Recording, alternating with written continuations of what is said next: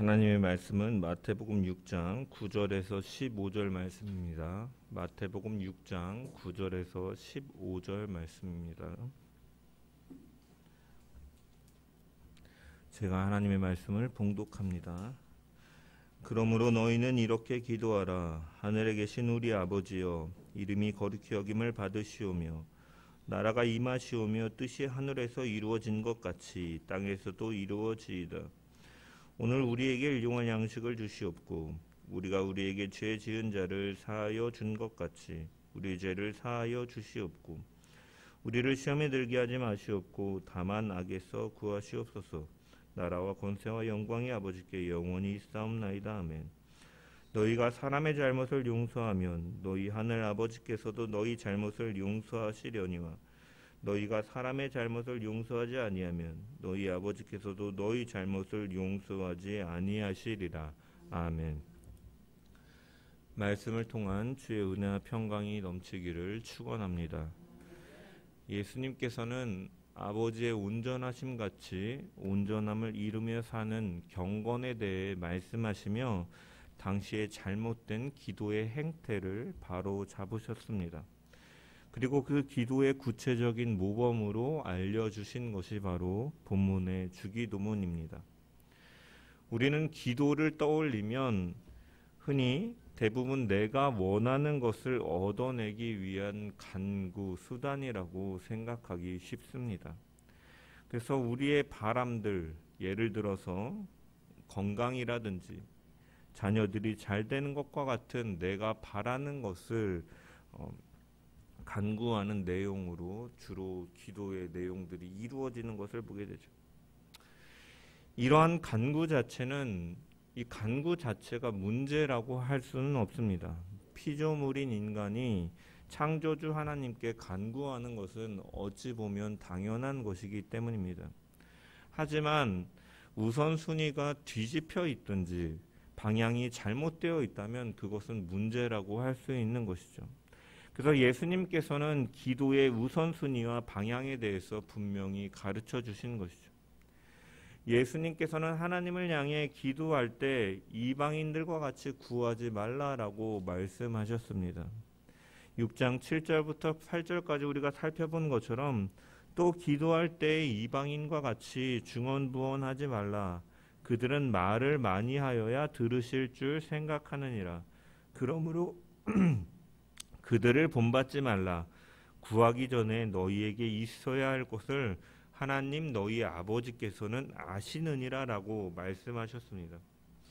이방인들이 중언부언하며 기도를 많이 하는 이유에 대해서 그들은 더 많이 말을 하고 기도하는 시간에 더 투자해야만 그 양이 어느 정도 쌓여야만 응답된다라고 생각했기 때문에 그들은 그렇게 하였던 것이죠. 하지만 하나님께서 기도를 들으시는 것은 기도하는 사람의 공로에 따라서 응답하시는 분이 아니시라 그분이 아버지가 되시기 때문이다라고 주님은 밝히고 계시죠. 이처럼 하나님이 어떤 분이신지 또한 우리와 어떠한 관계인지를 인식하지 못한다면 자신이 원하는 것을 얻어내기 위하여 공로를 쌓는 것처럼 이방 종교가 신을 대하는 것처럼 하나님을 대하는 잘못된 기도의 형태를 범하기 쉽다라는 것입니다. 그래서 예수님께서는 우리의 기도의 대상을 하늘에 계신 우리의 아버지라고 말씀하시는 것이죠. 기도의 대상은 하나님이시고 모든 것을 통치하시는 하나님 되시는데 그분은 바로 우리의 아버지가 되신다. 이 아버지가 되신다는 사실은 기도의 특성과 방향과 우선순위를 바꾸게 되는 것이죠. 아버지가 되신다라는 것은 자녀 삼으신 우리의 기도에 스스로 응답하시겠다고 약속하신 것이고 또한 독수리가 자기 새끼를 보호하며 날개로 받는 것과 같이 자녀를 보호하시고 가장 선한 길로 인도하시는 하나님임을 너희는 알고 기도하라라는 말씀인 것이죠. 이런 하나님을 아버지로 믿고 고백하는 사람들은 이제 내 관점이 아니라 하나님의 관점으로 살아가게 되고 기도의 방향이 바뀌게 되는 것입니다. 그리고 그 구체적인 적용들로 주기도문에 우리가 살펴보았던 것처럼 아버지의 이름, 아버지의 나라, 그리고 오늘은 뜻이 하늘에서 이루어진 것과 같이 땅에서도 이루어지기를 간구하라라고 말씀하며 가르쳐주고 계시는 것이죠. 그래서 우리는 뜻이 하늘에서 이루어진 것처럼 땅에서 이루어지기를 간구해야 합니다. 그렇다면 우리가 간구해야 될 그 뜻은 무엇입니까? 이 성경 10절의 말씀을 헬라어 원문으로 이 구절을 살펴보면 게네데토 이루어지다, 토 델레마 뜻이, 수 당신의 라고 기록되어 있습니다. 그래서 우리가 이 2인칭 이 주어인 이 당신의라는 이 말이 이 한글 성경에는 이렇게 해석되어 있지 않지만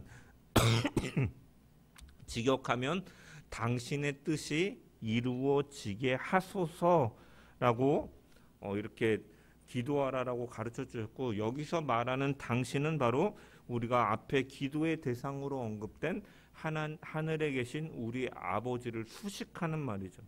즉 하나님의 뜻이, 하나님 아버지의 뜻이 이루어지기를 간구하라라는 말씀인 것이죠. 우리가 간구해야 되는 뜻은 나의 뜻이 아니라 하나님 아버지의 뜻이 이 땅 가운데 나타나지도록 간구하라라는 말씀인 것이죠.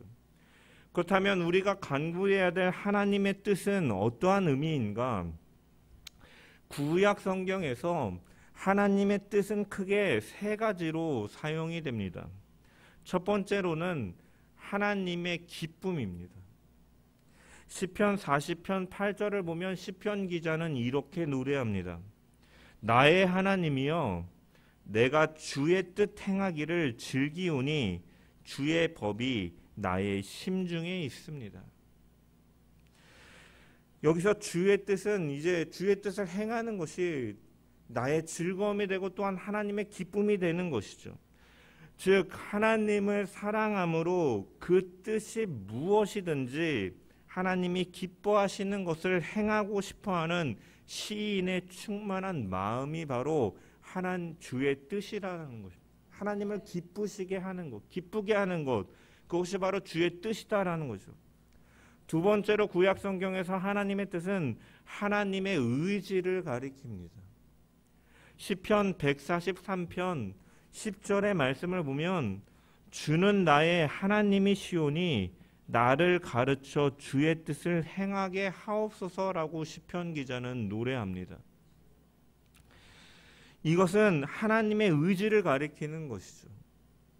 하나님이 행하고자 하는 그 의지가 어떠한 것인지 나에게 가르쳐 주시면 내가 하나님의 의지에 부합하도록 내 의지를 다하여 살겠다라는 고백인 것입니다. 세 번째로는 은혜로운 목적을 가리킵니다. 하나님의 뜻은 은혜로운 목적을 가리킵니다. 이사야 25장 1절의 말씀을 보면 이사야 선지자는 여호와여 주는 나의 하나님이시니이다 라고 고백을 합니다. 그리고 나서 주는 기사를 옛적에 정하신 대로 뜻대로 성실함과 진실함으로 행하셨음이라 하고 노래합니다. 이것은 이 하나님이 자신의 이름의 영광을 위해서 자기의 백성들의 행복과 명예를 위해 미리 정하신 은혜로운 궁극적인 목적을 가리키는 것이죠. 옛적에 정하신 뜻대로 행하시는 그 하나님의 궁극적인 목적을 가리켜 하나님의 뜻이라고 이사야 선지자는 사용하고 있는 것이죠. 이처럼 하나님의 뜻이라는 것은, 이 말은 하나님의 기쁨, 하나님의 의지, 그리고 하나님의 목적을 의미하는 단어로 사용이 되었다라는 것이죠. 그리고 그 성경이 말하고 있는 하나님의 기쁨, 하나님의 의지, 하나님의 목적은 바로 십자가를 통해, 복음을 통해 드러나는 것이죠. 하나님께서는 모든 피조물을 창조하시고 인간을 청지기로 세우셔서 이 세상을 보다 하나님의 그 찬란한 영광과 그 하나님의 성품으로 살아감을 통하여 그 하나님의 영광됨을 나타내도록 창조하셨습니다. 하지만 인간은 하나님과의 언약을 파괴하고 범죄하여서 하나님과 피조물과 인간의 관계의 질서는 깨어지고 말았고 피조 세계는 신음하며 죄와 사망으로 뒤덮이고 만 것이죠. 따라서 성경이 말하는 하나님의 그 뜻은, 하나님의 의지는, 하나님의 목적은 창조하신 그대로 창조 질서를 회복하고 지으셨던 대로 하나님의 모양과 형상대로 회복시키는 것이 정말로 성경 가운데 선명하게 드러나 있는 하나님의 뜻임을 우리는 분명히 발견할 수 있는 것이죠. 사실은 하나님의 뜻은 이렇게 구체적으로 드러나 있는 것이 있고 또한 신비로 가려진 것이 있습니다. 그렇기 때문에 우리는 하나님을 사랑하면 하나님께서 사랑하시고 의도하시고 분명히 그것을 강조하시는 것에 우리는 초점을 두어야 되는데, 사실은 우리는 그 하나님의 뜻보다는 내가 알고 싶고 내가 말하고 싶은 뜻을 하나님의 뜻으로 빗대어서 자신의 욕심을 채우려 하는 경우들도 너무나 많이 있죠. 그래서 우리는 하나님의 뜻이라고 말할 때 내가 이 회사를 가는 게 옳은가, 저 회사를 가는 게 옳은가, 내가 이 사람과 결혼하는 게 하나님의 뜻인가, 이러한 식으로 자신의 관점에서 빗대어서 하나님의 뜻만을 사실 생각하지만 사실은 그것은 선명하게 드러나 있지 않고 우리가 말씀을 통해서 성령께서 인도하시는 대로 조심스럽게 깨달아 알아가는 것이고 분별해 가야 될 것이지만, 가장 중요하게 하나님의 뜻이라고 말하고 있는 성경의 말씀은 바로 인간과 피조 세계가 죄로 인하여 무너진 것을 회복시키는 것이 하나님의 뜻임을 성경은 분명하게 선명하게 말씀하고 있다라는 것이죠. 이러한 하나님의 뜻을 오늘날 무분별하게 사용함을 통해서 하나님의 이름이 욕되게 하고 있는 시대 속에서 우리는 살아가고 있습니다. 올해 3.1절에 저 세종시에 자신의 집 베란다에다가 일장기를 걸어놓은 정신나간 목사가 한 명이 있었습니다. 사실은 그는 이미 이 일로 인해서 교단에서 제명되었기 때문에 더 이상 목사도 아닙니다. 아무튼 그 사람이 설교한 영상을 저도 유튜브에서 찾아보았는데, 그 주일 설교 시간에 일제의 식민 통치가 한국에 큰 도움이 됐다라고 그는 설교하였습니다. 일제가 지배함으로써 근대식 교육이 전파되었고 신분 제도가 폐지되었고 철도와 교통이 발전하였고 현대식 건물을 건설했다. 일본 때문에 피해를 본 부분도 있지만 과가 있다고 공이 없어져서는 안 된다라고 주장하면서 일제 치하는 하나님의 뜻이다라고 설교를 했습니다. 예전에 박근혜 정부 시절에 그 국무총리 후보로 지목되었던 이 문창극 씨도 이런 식으로 하나님의 뜻에 대해서 발언한 적이 있습니다. 그가 교회의 장로인데 한 교회에서 강연하면서 일제의 식민 지배와 남북 분단과 한국 전쟁이 우리 게으른 민족을 깨우고 미군이 우리나라에 주둔하게 함으로써 이 공산주의를 막는 하나님의 뜻이었다라고 그가 강연한 적이 있습니다. 그의 말에 세상은 격분했는데 많은 목사들과 신자들은 그의 발언을 두둔하는 일을 가졌습니다. 여러분, 이런 식의 하나님의 뜻에 대한 해석이라면 하나님은 게으르고 미개한 우리 민족을 일깨워서 근대화하기 위해서 일본이 지배하게 하셨다라는 논리를 형성하게 되고, 여러분 그것이 바로 오늘날 일본이 주장하고 있는 바, 자신들의 잘못을 인정하지 않고 주장하는 논리, 그리고 아직 이 땅에 척결되지 않은 친일파들의 논리이기도 한 것이죠. 그래서 일본의 지배를 합리화하는 논리를 펼칩니다. 여러분, 무엇이 잘못됐습니까? 여러분, 일제의 군국주의와 그 식민 지배는 우리가 너무나 잘 알다시피 수많은 생명을 착취해가고 그러한 일들이 많은 불의와 부정한 방법으로 착취되었고 침략해왔음을 우리는 알고 있습니다. 하나님의 뜻이라면 그런 악과 불의가 하나님이 일하시는 방법이라고 말하는 것과 같은 것이죠. 그런 논리라면 일본의 그 압제에 항거하고 기독교 정신으로 독립운동하고 그 운동에 가담한 애국투사들과 신사참배를 반대한 거부한 그리스도인들은 하나님의 뜻을 거스르는 하나님에 대한 반역자라고 말하는 것과 같습니다. 여러분, 결단코 악과 불의의 방식은 거룩한 하나님의 선한 뜻이 될 수가 없는 것입니다. 그런 불의와 부정은 하나님의 공의와 선하심에 반하는 죄의 모습이기 때문이죠. 다만 하나님께서는 이렇게 말할 수는 있죠. 하나님께서는 인간이 범하는 악의 모습에도 불구하고 선한 결과가 나타나실 수 있도록 그 죄악된 모습과 아픔에도 하나님의 섭리로 인도해 가셨다.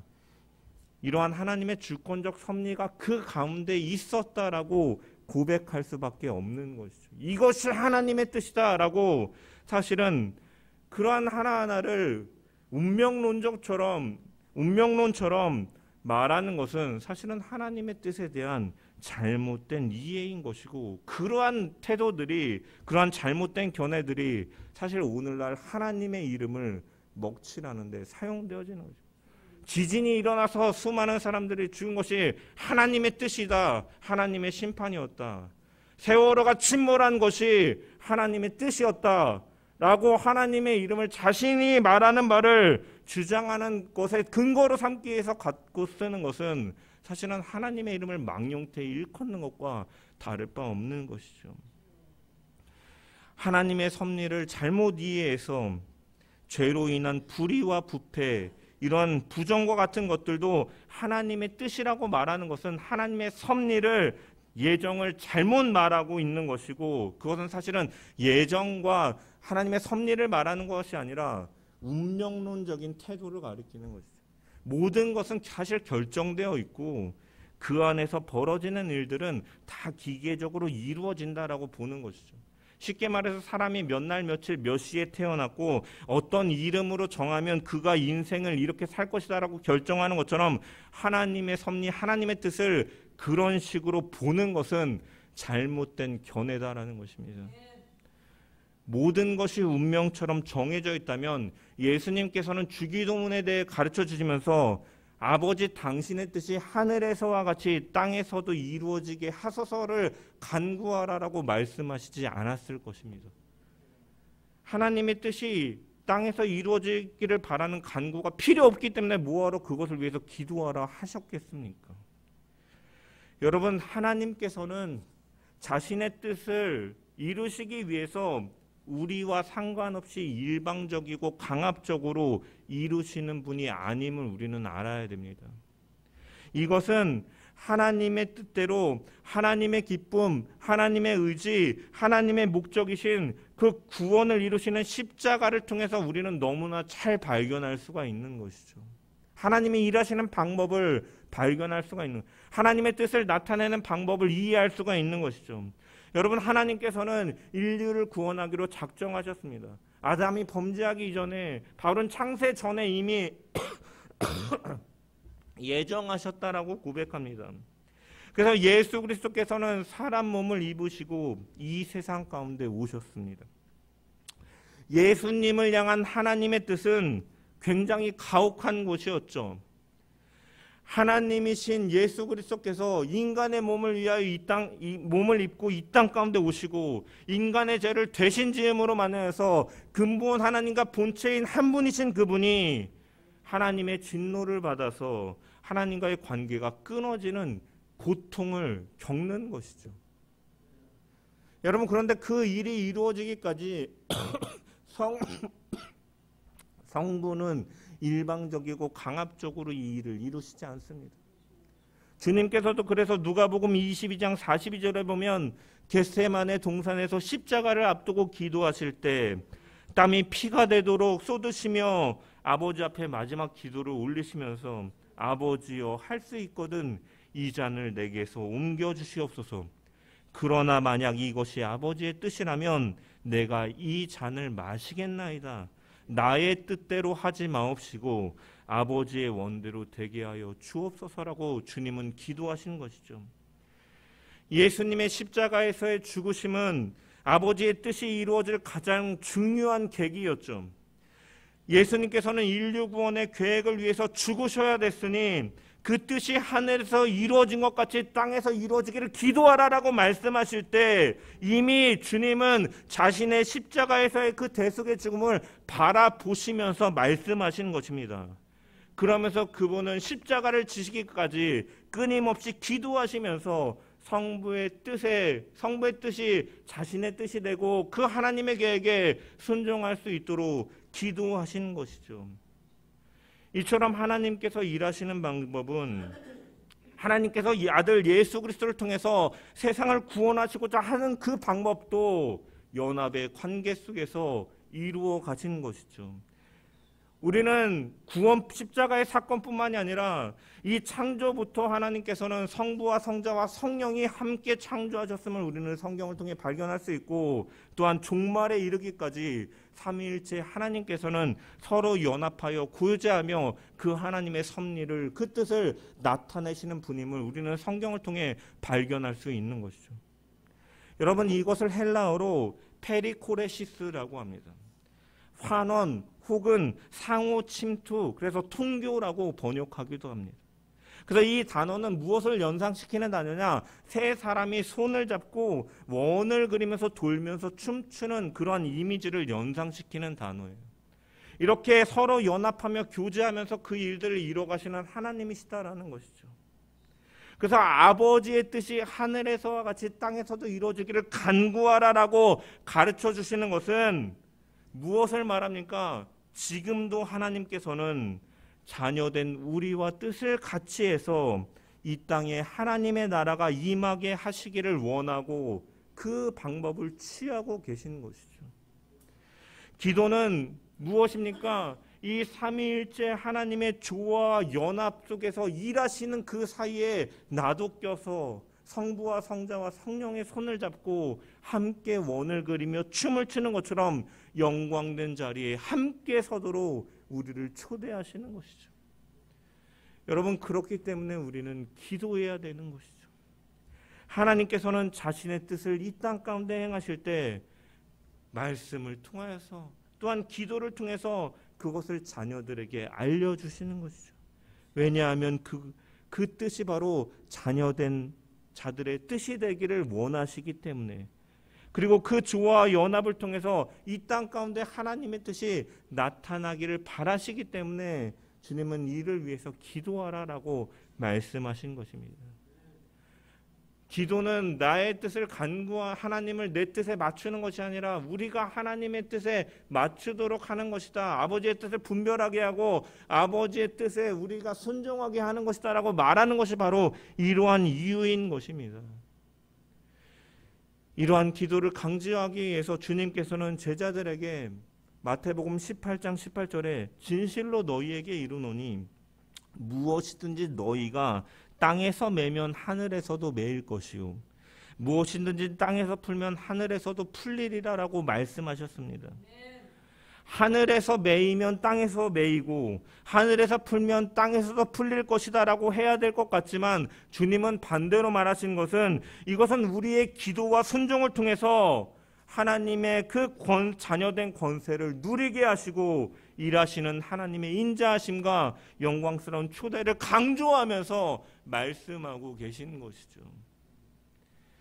기도할 때 우리는 아버지의 뜻이 성령을 통해, 내주하시는 성령을 통해 우리에게 내려와 우리의 뜻으로 되는 것이죠. 그리고 우리의 간절한 소원이 된 그 아버지의 뜻이 성령을 통하여 다시 아버지께로 올라가 일하시는 것이고, 그것이 바로 기도의 신비인 것입니다. 그러면 아버지께서 기도에 응답하시고 그리스도 안에서 성령을 통해 이 땅에 그분의 뜻이 이루어지도록 하게 하시는 것이죠. 기도를 통해서 아버지와 아들과 성령과 우리 사이에 신비의 순환이 바로 이루어지는 것입니다. 오늘 본문의 간구는 하늘과 땅이 대비를 이루고 있습니다.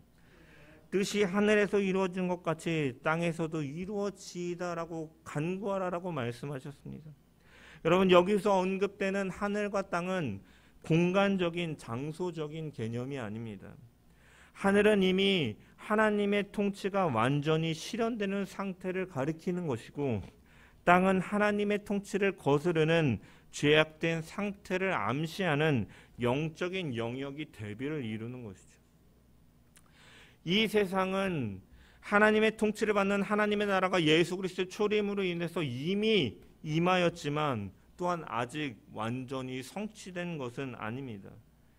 이미와 아직의 관계 속에서, 그 긴장 관계 속에서 이 세상은 그 하나님의 통치를 받는 자들과 하나님을 거역하는 땅의 세력이 공존하는 곳이다라는 거예요. 하늘의 뜻이 이 땅 가운데 온전히 이루어질 때 하늘과 땅은 하나가 되는데, 그 일은 바로 세상을 이제까지 지배하던 죄와 마귀의 권세가 그 권세로부터 복종하며 살지 않겠다라고 모인 사람들을 통해서 이루어지는 것이죠. 하늘과 땅이 공존하는 시대 속에서 대비를 이루는데, 그 하늘의 지배를 받는, 하늘의 통치를 받는 자들을 통해서 하나님께서는 일하시는데, 그들이 바로 누구입니까? 바로 주님의 몸된 교회이자 성도들인 것이죠. 기도를 통해서 하나님의 뜻이 이루어지기를 구하는 것은 하나님께서 하신 일을 바라보고 십자가의 과와 그 부활을 통해 성취하신 하나님의 그 구원의 그 뜻을 인식하고 그 뜻이 이 땅 가운데 이루어지도록 하며 살아가는 것을 가리키는 것이죠. 예수 그리스도의 뜻은 이 땅에 와서 새롭게 이루어진, 하나님의 이름이 더럽혀진 그 이름을 다시 영광스럽게 하시고 원수되었던 자들을 다시 하나님의 자녀로 변화시키는 하나님의 나라가 바로 예수 그리스도의 뜻이었던 것이죠. 그 일을 위해서 예수님께서는 육적인 이스라엘의 번영과 회복, 구원을 생각하던 모든 사람들의 기대와 달리 그들이 모르는 하나님의 나라에 들어가는 방법을 가르쳐 주신 것이죠. 세상에 미련한 것으로 지혜 있는 자들을 부끄럽게 하셨고, 참된 진리를 가르쳐 진리를 깨닫게 하셨고, 병든 자들을 기적과 능력으로 고쳐주시고, 천국 복음을 선포하심으로 아버지와 아들로부터 나오는 성령을 통해 하나님의 직접적인 통치, 하나님의 나라를 이 땅 가운데 보여주신 것입니다. 주님의 뜻이 바로 그러한 것이죠. 그리고 우리는 그 지배를 받는 주님의 백성, 주님의 자녀, 하나님의 자녀인 것입니다. 그렇다면 그 시대를 살아가는 우리 역시도 그 뜻을 이 땅 가운데 나타내며 살아가야 되는 것이죠. 그러기 위해서는 먼저 하나님의 뜻이 이루어진 것을 바라봐야 되는 거죠. 주님이 어떻게 그 일들을 행하셨는가, 내게 행하시는 일들을 바라봐야 되는 것이죠. 주님은 사람의 몸을 입고 오셨고 왕으로 오신 것이 아니라 섬기기 위하여 왔노라, 종처럼 섬기시면서 사랑하는 자기의 양떼들에게 보이지 않는 하나님의 그 깊으신 사랑이 어떻게 나타나는지를 알려주시고 하나님의 나라의 그 원리를 보여주시는 것입니다. 따라서 우리가 이 하나님의 뜻을 이 땅 가운데 나타내는 방식 역시도 나를 사랑하고 자기를 사랑하고 내가 우선이 되는 그 우상을 섬기는 것에서 벗어나 하나님을 사랑하고 이웃을 위하여 자기를 기꺼이 헌신하겠다고 다짐하는 그러한 모습이 바로 하나님을 사랑하고 이웃을 사랑하는 가장 큰 계명이요, 그것이 바로 주님의 뜻을 이 땅 가운데 나타내기 위한 우리의 모습이 되어야 될 줄 믿습니다. 아버지의 뜻이 하늘에서 이루어진 것 같이 땅에서도 이루어지게 해달라는 간구는 우리가 그 구원하신 우리를 위해 일하신 그 하나님의 뜻을 바라보게 하시고 그 하나님의 일하심을 우리가 전적으로 깨달아 알고 우리 역시도 그 길을 걸어갈 수 있도록 해달라는 간구인 것입니다. 여러분, 하나님께서 하나님의 나라를 성취해 가실 때는 혼자 하시지 않는 것이죠. 잃은 자를 구원하시는 뜻을 받들어 순종하고 섬기신 그 예수 그리스도의 사랑을 통해서 구원을 이루셨고 교회를 세우시고 또한 그 부르심을 받아 함께하여 예배하고 하나님을 사랑하고 이웃을 사랑하는 성도들의 희생과 헌신과 봉사를 통해서 하나님의 나라는 앞당겨지기도 하고 늦추시기도 하는 것입니다. 이를 위해서 교회와 성도들은 기도하고 눈물로 하나님 앞에 매달림을 통하여 그 나라는 더 많은 사람들로 채워지게 될 것이고 아버지의 뜻은 이 땅에 더 속히 이루어지게 될 것입니다. 하나님의 나라가 이 땅 가운데 오게 하는 길은 예수 그리스도의 십자가의 대속을 전하는 것입니다. 하나님의 기쁨, 하나님의 의지, 하나님의 목적은 바로 하나님으로부터 멀리 떠난 자들이 다시 오기를 바라시는, 그래서 아들까지 십자가에서 내어주신 하나님의 사랑이 이 땅 가운데 공의가 드러나기를 바라시는 것이 바로 하나님의 뜻인 것이죠. 스스로의 힘으로 하나님께 나아갈 수 없는 자들을 예수 그리스도께서 그들을 위하여 오신 것임을 기억하며 그 예수 그리스도의 십자가를 전하는 영혼 구원의 열정, 전도와 선교는 바로 하나님의 뜻이 이 땅 가운데 오게 하는 모습인 줄 우리가 기억하면서, 아버지의 뜻은 여러분 불확실한 것에 대해서 이것이 뜻일까 아닐까를 그것에 대해 관심을 두는 것이 아니라 아버지를 사랑하고 아버지가 강조하고 아버지께서 선명하게 보여주신 하나님의 그 계시된 하나님의 뜻을 가장 최우선에 두고 살아가는 저와 여러분 되기를 소망합니다. 세상을 향한 아버지의 뜻은 죄로 오염되고 파괴된 세상 만물을 회복하고 새롭게 하여서 하나님의 임재와 영광과 권능으로 충만하게 회복시키는 것입니다. 바로 이 일을 위해서 교회를 세우셨고, 아버지의 뜻이 바로 이 교회가 하나님 나라의 공동체가 되어서 세상 가운데 은혜와 평강을 주시는 복음을 선포하는, 흘러보내는 것을 하는 것이 바로 우리를 향한 하나님의 기대와 뜻임을 기억하면서 우리 역시도 기도함을 통하여 그 아버지의 뜻이 성령을 통하여 내 뜻이 되기를 소망합니다라는 그러한 고백 속에 아버지의 소원이 우리의 소원이 되고, 우리는 그 소원을 위하여 인생을 살아가는 모든 자들 되기를 주님의 이름으로 간절히 축원합니다. 예수님께서 자기를 온전히 우리를 위해 주심으로 아버지의 뜻을 이루는 도구가 되신 것처럼 우리도 아버지를 위하여 자신을 온전히 드려 그 뜻의 성취를 이뤄가는 주의 백성, 그 영광의 자리에 참여하는 하나님의 자녀들 되기를 주님의 이름으로 간절히 축원합니다.